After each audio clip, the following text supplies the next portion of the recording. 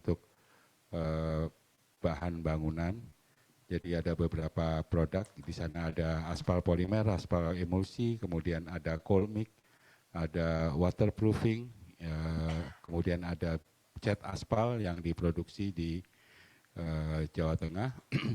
Kemudian ada pabrik aspal modifikasi di Sumatera Selatan itu yang dimiliki oleh entitas anak PT Modifikasi Bitumen Sumatera, yang kegiatan usahanya adalah melakukan kegiatan pengolahan aspal, baik itu aspal polimer, aspal emulsi maupun cold mix, itu berada di Sumatera Selatan, dan memang untuk pasarnya yang disasar untuk PT Aspal PT Modifikasi Bitumen Sumatera ini adalah untuk segmen pasar di Pulau Sumatera. Sedangkan tadi yang ada di Demak ini saat ini pangsa pasarnya ada di Jawa dan di Kalimantan serta Indonesia bagian timur. Saat ini PT Solare Asia Energy juga memiliki entitas anak yang berada di PT Solabit Bitumen Industri, yaitu yang sedang melakukan pembangunan pabrik bitumen membran yang berada di Tuban. Saat ini sedang proses kegiatan pembangunan. Mesin sudah kita pesan, cuman lagi diproduksi di negara asalnya. Kemudian ada PT Aplikasi Bitumen Indonesia. Saat ini PT Aplikasi Bitumen Indonesia yang juga memiliki base camp di Jalan Raya Pendopo, Desa Talangubi, Kabupaten Penukal Abab, Lematang Ilir atau Pali di Sumatera Selatan.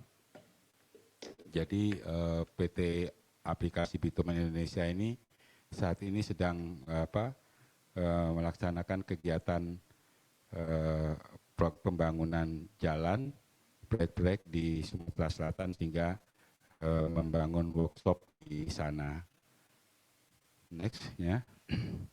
Jadi terkait dengan struktur grup perseroan di sini PT Solare Asia Energy memiliki 6 anak usaha, yaitu ada PT APE, PT Aspal Polimer Emulsindo, PT Modifikasi Bitumen Sumatera, kemudian PT Solabit Bitumen Borneo, PT Solabit Bitumen Industri, PT Aplikasi Bitumen Indonesia, dan PT Bumi Raya Energi Hijau. Untuk empat anak usaha yang berada di sebelah kiri itu adalah PT APE hingga PT Solabit Bitumen Industri adalah entitas anak yang bergerak di bidang pengolahan aspal. Kemudian untuk PT Aplikasi Bitumen Industri adalah entitas anak yang dibangun, yang kita didirikan untuk melakukan konstruksi jalan di mana bahan bakunya akan menggunakan produk-produk yang diproduksi oleh entitas anak yang memproduksi produk-produk aspal. Kemudian ada PT Bumi Raya Energi Hijau, ini adalah entitas anak yang khusus untuk mengerjakan proyek-proyek konstruksi untuk solar panel. Terkait dengan PT Solare Asia Energy sendiri, kepemilikan terhadap entitas anak ini adalah 99,99% semua. Next. Jadi untuk produk-produk yang diproduksi oleh PT Solare Asia Energy Group, untuk produk-produk aspal kita memiliki brand adalah Solabit ya. Jadi Solabit ini adalah brand daripada seluruh entitas anak untuk produk-produk aspal, di mana aspal yang diproduksi itu ada aspal polimer, baik itu aspal polimer modifikasi dengan menggunakan karet sintetis, karet alam maupun plastik. Kemudian juga kita memproduksi aspal emulsi dengan berbagai macam seluruh produk aspal emulsi. Kemudian kita memproduksi juga waterproofing dan bitumen paint atau cat aspal, dan juga akan memproduksi karpet aspal, membran aspal ya, yang akan diproduksi di Tuban, Jawa Timur. Untuk jajaran next-nya. Jadi ini adalah produk-produk yang diproduksi oleh entitas anak. Jadi mulai dari produk aspal maupun produk-produk turunannya, baik itu berupa cold mix, bitumen paint, kemudian waterproofing, kemudian bitumen membran. Kemudian terkait dengan layanan yang dilakukan oleh Solare Group itu adalah terkait dengan konstruksi solar panel, kemudian konstruksi bangunan maupun pembangkit listrik serta konstruksi jalan. Kemudian terkait dengan CCUS ini memang belum bisa, karena kita sedang mencari mendapatkan proyek-proyek terkait dengan kerjasama kita dengan Apolpo. Jadi pada saat ini Perseoran masih berusaha untuk mendapatkan kerjasama dengan proyek-proyek penghasil emisi. Kemudian terkait dengan kegiatan usaha saat ini PT Solare Asia Energy melakukan kegiatan usahanya di Jawa Tengah, Jawa Timur, kemudian di Sumatera Selatan dan di Kalimantan Timur, di mana saat ini ada PT Solabit Bitumen Borneo yang kita sudah memiliki tanah di sana, hanya saat ini sedang dalam proses balik nama karena berada di delineasi IKN. Jadi persetujuan untuk pengalihan hak atas tanahnya memerlukan persetujuan dari otorita, dan saat ini baru bisa setelah kita menunggu 2 tahun ya akan bisa berproses di otorita. Kemudian terkait dengan status operasional dan pipeline perseroan, jadi beberapa proyek telah kita selesaikan yang telah dilaksanakan pada tahun 2025 kemarin, baik itu proyek jalan maupun proyek pembangunan PLTS maupun proyek-proyek di oil and gas. Dan saat ini yang sedang dalam proses untuk sedang dalam pengerjaan adalah beberapa proyek, yaitu proyek jalan hauling, kemudian ada kontrak dengan Pertamina Hulu ya untuk mensuplai aspal emulsi. Jadi itu kita berkontrak 3 tahun. Kemudian ada pembangunan gedung di Sumatera Selatan, gedung kantor dan wisma.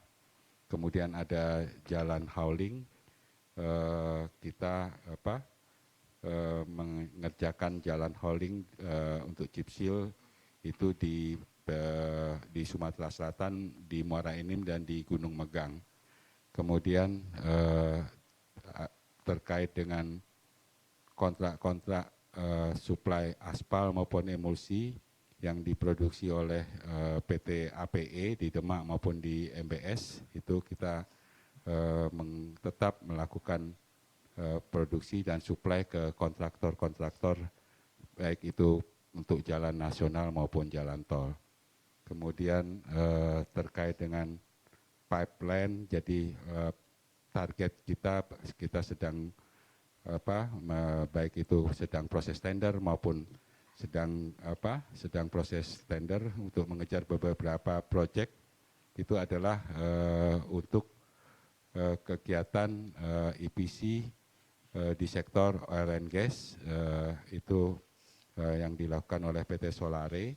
Kemudian untuk tender-tender konstruksi PLTS, kita ada mengikuti beberapa proyek yang dilakukan oleh PT Bumi Raya. Kemudian ada untuk IPP PLTS dari PT Solare.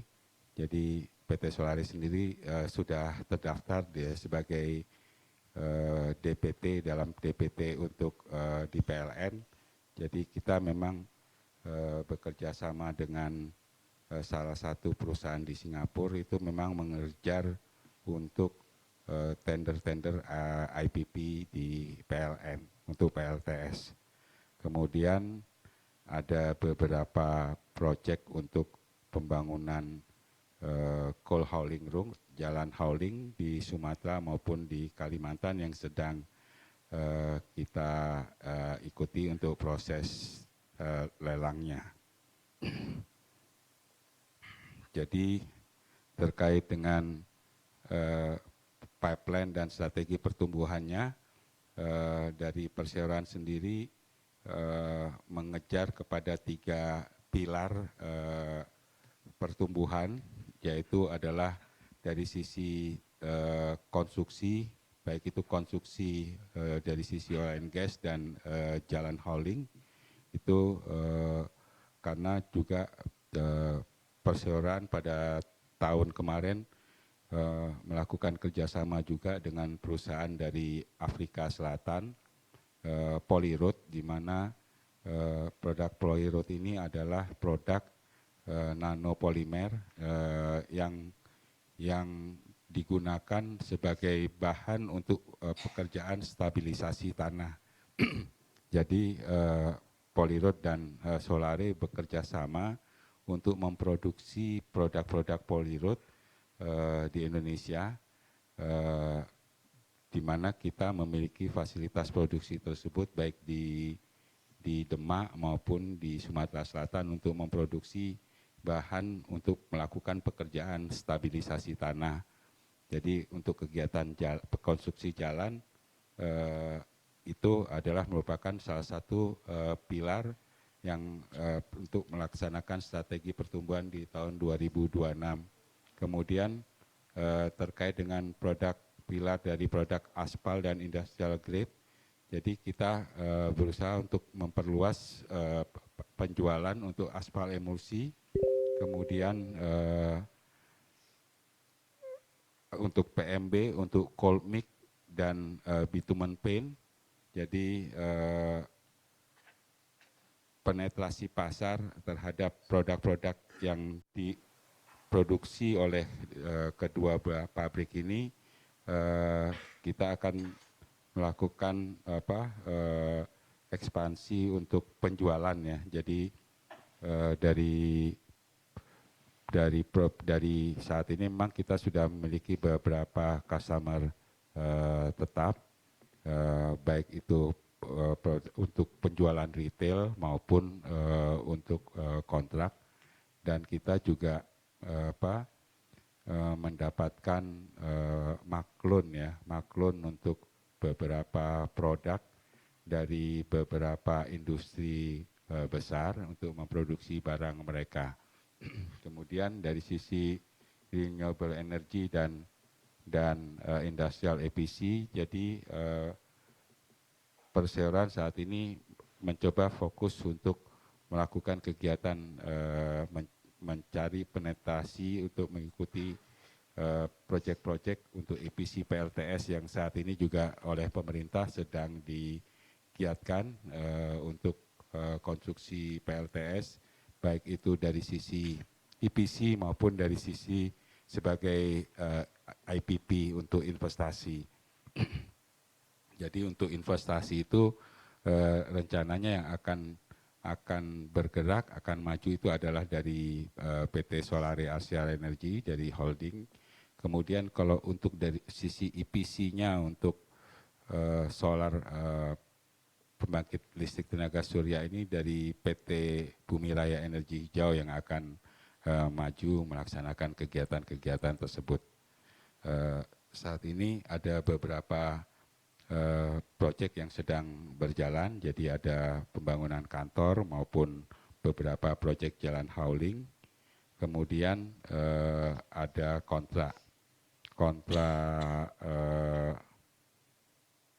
di Jalan Hauling di Sumatera Selatan, kemudian ada di ada 2 proyek di Sumatera Selatan, kemudian ada yang sudah selesai di Kalimantan. Kemudian ada supply untuk aspal emulsi kontrak 3 tahun, itu adalah dengan Pertamina Hulu Rokan, ya,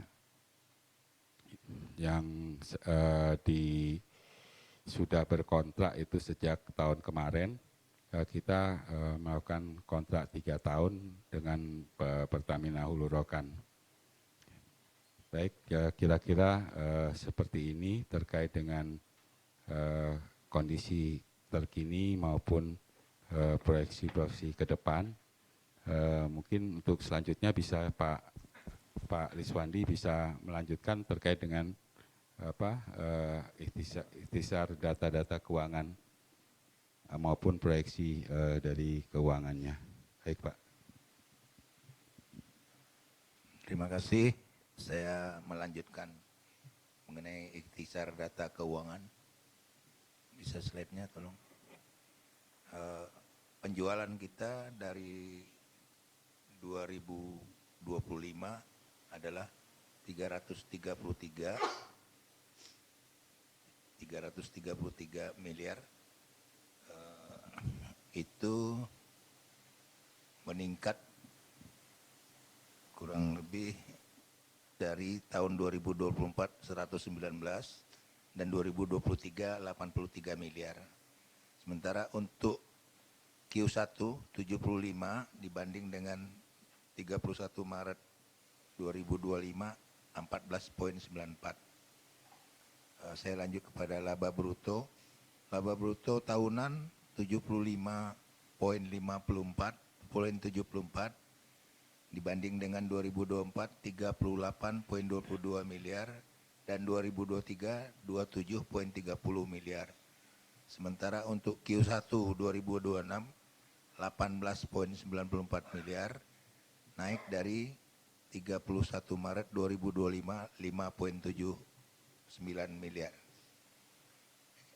Selanjutnya EBITDA 2025 61,82, sebelumnya 2024 10,37 dan 2023 9,05. Sementara Q1 14,65 berbanding dengan 31 Maret 2025 1,91. Laba neto seperti disampaikan tadi yang sudah disahkan 44,66 miliar. Tahun 2024 6,70 dan 2023 5,96. Untuk Q1 10,93, sementara Q1 2025 adalah 0,10. Total aset tahunan kita 309,85, naik dari 2024 184,51 dan 2023 107,52. Sementara Q1-nya 339,32. Liability tahun 2025 117, sementara 2024 dan 2023 34 dan 31,81, dan Q1 2026 135,40. Equity kita 2025 192,63, 2024 dan 2023 adalah 149,79 dan 75,70. Sementara Q1 203,90. Rasio keuangan lancar 2023 2,30 kali, 2024 4,07 kali, 2025 1,55 kali. DSCR kita 2023 1,07, 2024 0,42, 2025 1,43. Margin laba kotor 2023 33, 2024 32, 2025 23%. Margin laba neto 2023 7, 2024 6, 2025 13%. ROE kita 2023 7,9%, 2024 4,5%, 2025 23,2%. Selanjutnya saya mau membacakan prospek industri. Pertama, infrastruktur dan preservasi jalan. Pemerintah tetap mengalokasikan anggaran besar untuk jalan, jembatan, jalan tol, dan preservasi jalan. Kebutuhan aspal nasional Indonesia masih membutuhkan aspal dalam jumlah besar dan memiliki agenda penguatan material dalam negeri. Konstruksi jalan umum dan jalan khusus, kebutuhan jalan industri, jalan tambang, kawasan logistik, dan akses pelabuhan terus membutuhkan solusi perkerasan yang cepat dan efisien. Energi terbarukan RUPTL 2025 sampai 2034 mendorong pertumbuhan PLTS, EBT, dan storage. CCUS, regulasi CCUS membuka peluang kebutuhan dekarbonisasi industri untuk pengembangan nilai ekonomi karbon, membuka peluang baru bagi perseroan memiliki kerjasama strategis dengan Apollo LLC. Kemudian saya mau membacakan proyeksi tahun 2026. Pendapatan tahun 2026 kita proyeksikan 412,5 atau meningkat 24% dibanding tahun 2025. Laba 52,739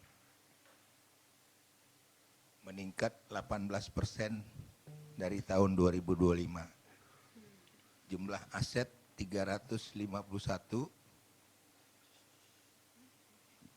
terjadi peningkatan 13%. Liability 106.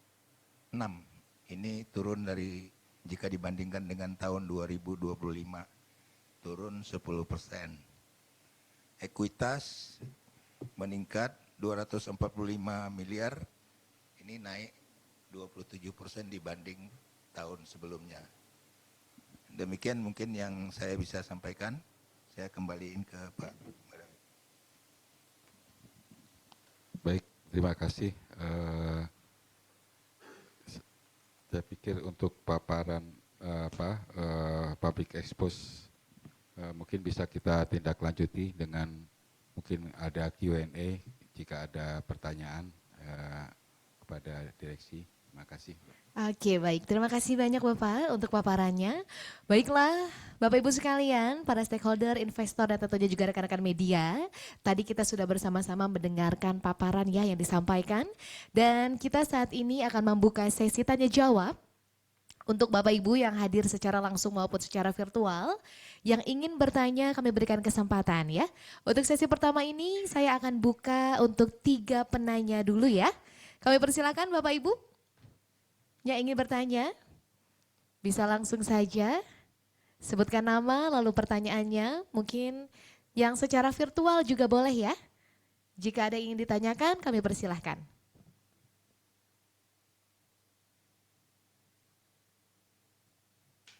Oke, baik, silakan. Maaf, itu mic-nya Kak. Ya, sebutkan nama lalu pertanyaannya. Assalamualaikum warahmatullahi wabarakatuh. Nama saya Muhammad Saldun Hasan, asal Surabaya. Terkait tadi kata Pak Direktur pertumbuhan income di 2026 itu nantinya dihasilkan dari proyek baru, proyek yang selesai mungkin 2026 ini, atau dan juga dari pelanggan-pelanggan aspal yang lainnya. Terima kasih. Baik, terima kasih Bapak. Bagaimana Pak, mau langsung dijawab? Ya, kami persilahkan. Ya, jadi terkait dengan proyeksi tersebut itu merupakan proyeksi dari sisa proyek yang tahun ini akan diselesaikan, kemudian juga ditambah dengan proyeksi untuk proyek-proyek baru yang kita harapkan bisa kita peroleh pada tahun ini. Demikian Pak Hasan, makasih. Baik, terima kasih banyak Pak. Ya, silakan saya berikan kesempatan lagi untuk dua penanya. Silakan Bapak sebutkan nama lalu pertanyaannya.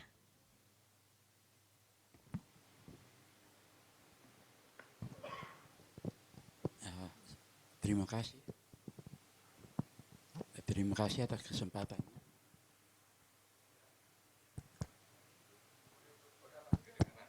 Ya, Arianto dari Kabar Duta Nusantara Merdeka. Yang pertama,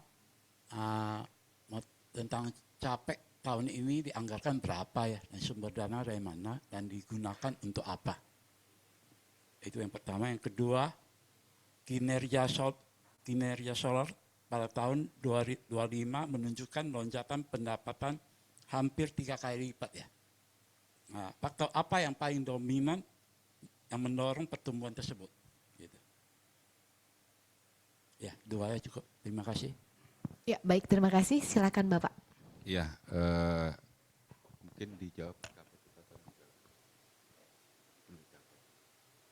Untuk CAPEK tahun 2026 Pak, jadi rencana CAPEK itu kita memang sudah kita realisasikan di awal tahun Pak, karena kita mendapatkan beberapa proyek ya, sekitar kemarin tahun ini sekitar 30-40 miliar itu untuk CAPEK yang sudah kita belanjakan, dan semua adalah untuk pengadaan alat-alat berat. Kemudian kita juga ada CAPEK untuk pembangunan base camp kita untuk PT Aplikasi Bitumen Indonesia yang ada di Kabupaten Pali Pak, itu CAPEK yang sudah terrealisasi. Jadi untuk CAPEK memang paling banyak kita gunakan untuk pengadaan alat-alat berat untuk proyek konstruksi. Dan terkait tadi dengan adanya pendapatan tahun 2025 yang naik dibandingkan tahun 2024 itu karena pada tahun 2025 kita mendapatkan beberapa proyek konstruksi Pak. Jadi memang kalau di tahun 2024 konstruksi kita memang tidak terlalu besar ya Pak ya, tapi tahun 2025 dari entitas anak maupun Solaris sendiri mendapatkan proyek konstruksi ya, dan itu meningkatkan pendapatan pada tahun 2025 secara signifikan, begitu Pak Ardian. Baik, terima kasih banyak Bapak. Mungkin untuk penanya selanjutnya ada? Ada? Jika belum ada, saya akan bacakan yang secara virtual terlebih dahulu ya. Ini semuanya.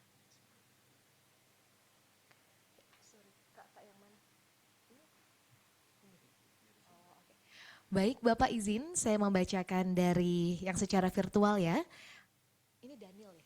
Atas nama Daniel, analis Sola 1. Manajemen melaporkan slide 21, 13, dan 7 bahwa pendapatan perseroan naik hampir 3 kali lipat. Dari 119 miliar di 2024 menjadi 334 miliar di 2025. Dan dari status operasional terlihat proyek terbesar yang sedang berjalan adalah peningkatan jalan hauling batubara PT Servo Lintas Raya sepanjang 36 km.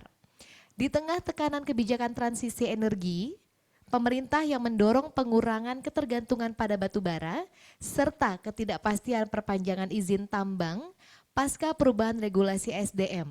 Bagaimana manajemen menilai risiko ketergantungan pendapatan pada sektor hauling batubara ini? Dan apakah ada mekanisme kontrak jangka panjang yang melindungi revenue visibility perseroan bila klien tambang menghadapi tekanan operasional? Itu pertanyaan pertama Bapak, mau langsung dijawab atau saya bertanya lagi? Ada 2 pertanyaan. Langsung saja. Oke, berarti satunya saya langsung tanyakan lagi ya Pak ya. Yang kedua, manajemen melaporkan slide 22, 23, 27 bahwa menunjukkan rasio lancar turun tajam dari 4,07 kali di 2024 menjadi 1,55 kali di 2025. Sementara keuangan mencatat liabilitas melonjak dari 34,7 miliar ke 117,2 miliar dalam 1 tahun. Kenaikannya sudah lebih dari 3 kali lipat. Di tengah kondisi suku bunga domestik yang masih relatif tinggi dan tekanan nilai tukar dolar yang berdampak pada biaya impor bitumen sebagai bahan baku utama, bisakah manajemen mengungkapkan komposisi spesifik peningkatan liabilitas ini? Berapa porsi untuk bank, trade payable ke supplier, dan uang muka proyek serta bagaimana perseroan memastikan kemampuan melayani kewajiban tersebut? Mengingat proyeksi 2026 justru menargetkan penurunan liabilitas ke 106 miliar. Itu pertanyaan kedua Bapak. Bapak mau langsung menjawab atau ada lagi, satu lagi saya? Mau langsung saja atau Bapak jawab dulu? Boleh silakan Pak. Ya. Baik, makasih terkait dengan kontrak jangka panjang ya. Jadi memang dari perseroan tahun kemarin itu mendapatkan kontrak yang dalam porsi terbesarnya adalah dengan jalan hauling sepanjang 36 km yang berada di PT Servo Lintas Raya. Jadi memang itu adalah major kontrak yang kita peroleh, dan tentu kita juga berusaha mencari bauran kontrak-kontrak dengan perusahaan-perusahaan lain dan juga dengan sektor yang lain selain batubara, karena saat ini batubara kemarin ada pengetatan terkait dengan RKAB batubara ya. Namun kita juga tidak bisa melepaskan peluang tersebut bahwa saat ini batubara maupun mineral merupakan komoditi unggulan dari Indonesia, sehingga perseroan tentu akan terus mengejar kepada perusahaan-perusahaan lain untuk mendapatkan proyek-proyek yang memang dimiliki, kemampuannya dimiliki oleh perseroan, baik dari sisi layanan konstruksi maupun dari sisi produk-produk yang dibangun. Nah tentu untuk mendapatkan kontrak dalam jangka panjang, kita juga menargetkan untuk mendapatkan selain pembangunan adalah untuk mendapatkan kontrak-kontrak maintenance. Jadi kontrak-kontrak maintenance ini akan berpotensi untuk mendapatkan recurring income dari sisi konstruksi, di mana kita bisa menjadi operator untuk maintenance jalan. Seperti itu yang menjadi target kita. Kita sedang ada membicarakan hal tersebut juga untuk proyek untuk jalan hauling. Demikian untuk pertanyaan pertama ya dari Pak Daniel. Mungkin dari yang untuk pertanyaan kedua Pak Riswandi bisa bantu? Baik, saya coba menjawab pertanyaan yang kedua mengenai bagaimana memaintain liability. Sebagaimana kita ketahui bahwa pada tahun 2025 kita mendapat pekerjaan yang cukup signifikan.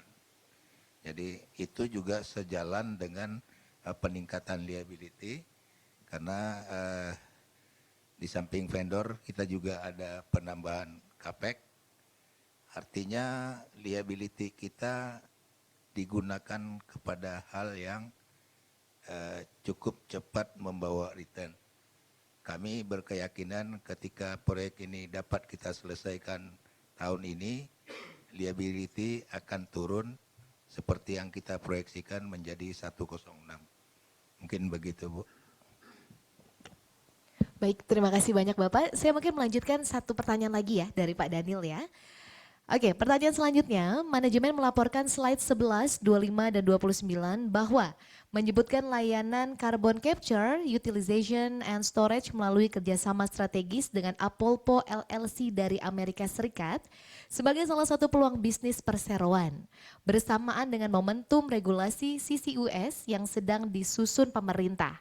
Namun menunjukkan harga saham Solar telah turun 20,63% sejak awal tahun 2026. Sementara nama perusahaan Solare sendiri mengandung elemen solar atau energi terbarukan yang tampaknya menjadi bagian dari positioning brand perseroan. Bisakah manajemen memberikan kejelasan status legal kerjasama dengan Apolpo LCC ini? Apakah sudah berbentuk kontrak komersial yang mengikat, MOU atau masih letter of intent? Dan kapan? Dan kapan segmen CCUS diproyeksikan memberikan kontribusi pendapatan pertama yang dapat dilaporkan secara material? Mengingat investor membutuhkan kejelasan story bisnis yang konkret di balik nama dan logo perseroan. Ya, silakan Bapak. Baik, makasih Pak Daniel. Jadi bahwa saat ini Solare melakukan kontrak kerjasama dengan